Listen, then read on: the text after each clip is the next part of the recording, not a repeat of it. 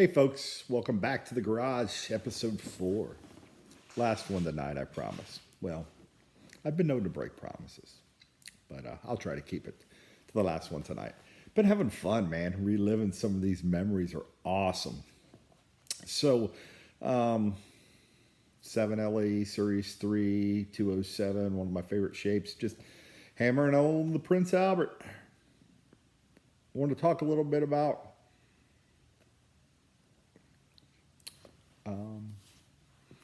little incident that occurred in the late 80s.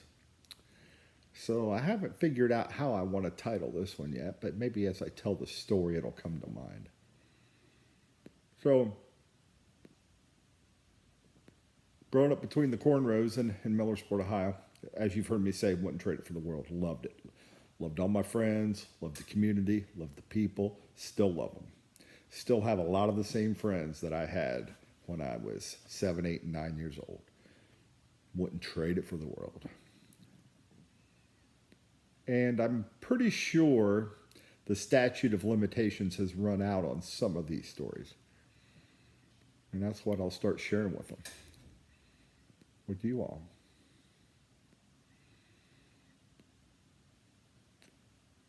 There was a time from about 86, 87 to about 89, 90, up until 91.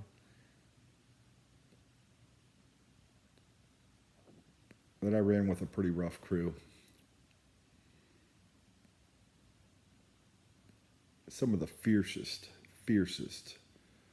toilet paperers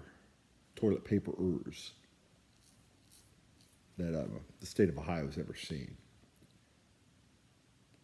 Just savages. And I'll tell a lot of stories. I'll show you the transition for how we started out small and then built into this cartel of toilet papering, if you will. But I want to tell a story about one particular night. We had our license. Adam was driving that night. And all the names are still great friends of mine. I still talk to them to this day. So it was 4 of us. We were out and about looking for something to do. And typically, if you weren't chasing after the girls or going to the mall or going to the movies, just cruising the streets. And I've got plenty of stories to talk about just cruising. On this particular night, not much going on. It's a summer night. And we were all staying at Adam's house.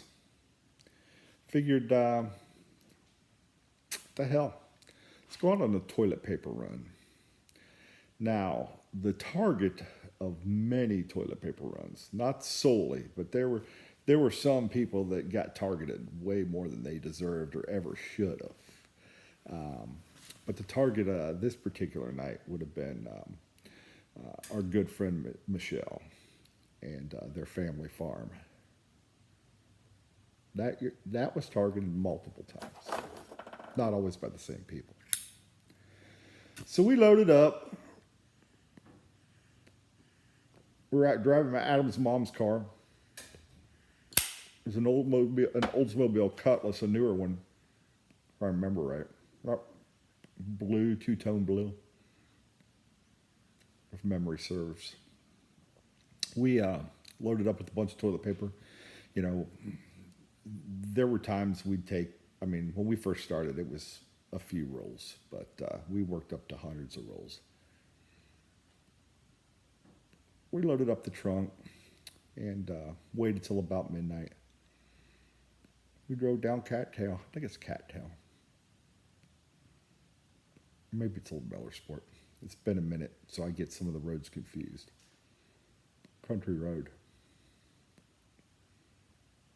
The only light you have is from the stars and the moon.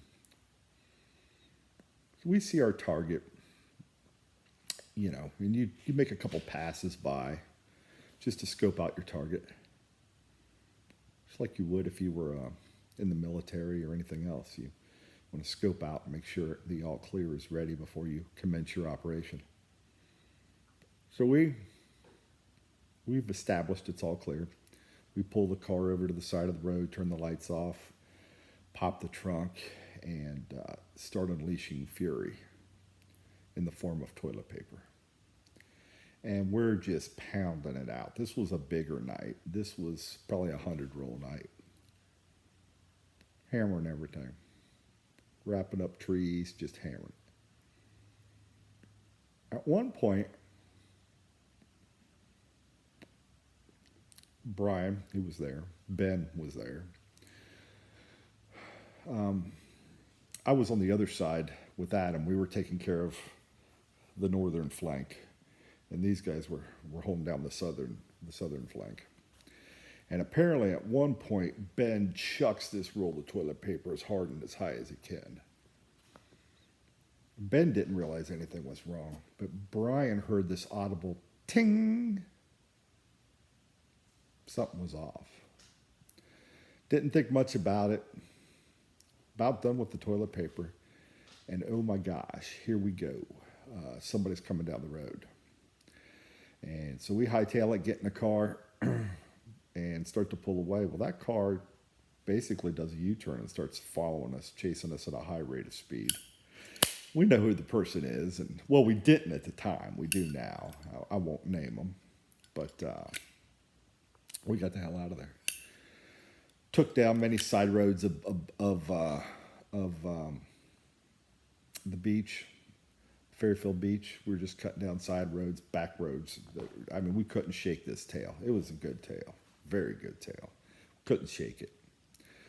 We finally get back to Adams. Pull in. We've shaken the tail now, all secure. Return to base. We returned to base. When we got back in and, calmed down, because at the time we didn't know who was chasing us. It could have been the police. It could have been anybody. It obviously wasn't the police, but we didn't know who it was. They were pissed, whoever it was. But anyhow, we take inventory. Is everybody okay? Everybody good? Ben pipes up. My class ring's missing. I don't know where my class ring is. We got to thinking. Brian put two and two together. Told Ben about that audible ting that he heard in the tree. Wasn't hard to deduce that that ting was Ben's class ring flying off his finger and hurling through the air and smashing into a tree.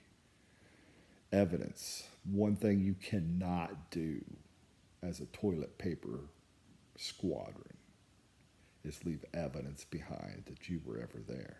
Folks pretty much knew who was doing it. But physical evidence, oh my God, we left physical evidence at the scene. This is bad. This is bad. This is where the story gets fuzzy to me. I know we went back later that night, really late, 2 or 3 in the morning, tried to look around a little bit with a flashlight, do some other scouting, could never find it. If memory serves, our friend Michelle found it the next day, I believe. If memory serves me correctly. I know it was found. And at that point, it was every man for themselves. It was like, Ben who? I don't know any Ben. Where were you guys last night? Well,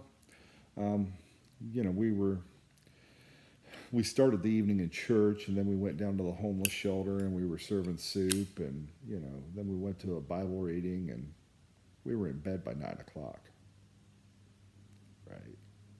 Not so much. So, I believe, if memory serves, we went back and helped clean that one up. One of the few that we did. And it was all in good fun. Michelle's dad, great guy. He actually went to school with my mom. They graduated the same year together. So a tight-knit town, and nobody ever meant no harm. It was just a bunch of people being stupid.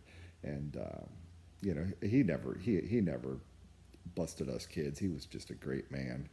And never busted up us kids too bad for being silly. Just cleaned it up, boys. We got it done. We found Ben's class ring. So that was the night that, the only night that I'm aware of, that we ever left physical evidence behind. Because as I said, we were a pretty trained up, experienced unit by this point, and that was just a sloppy mistake that night, just sloppy. Tell me about your toilet paper stories. Would love to hear them. Dude, I got a lot more. This is just the tip of the iceberg on the toilet paper stories, but I'll mix them in because you don't want to hear the same story every night. Anyhow, wishing y'all the blessings in the world. Take care of each other out there. We'll catch you later. Don't leave evidence at the scene of the toilet paper. Ben. Good night, everybody.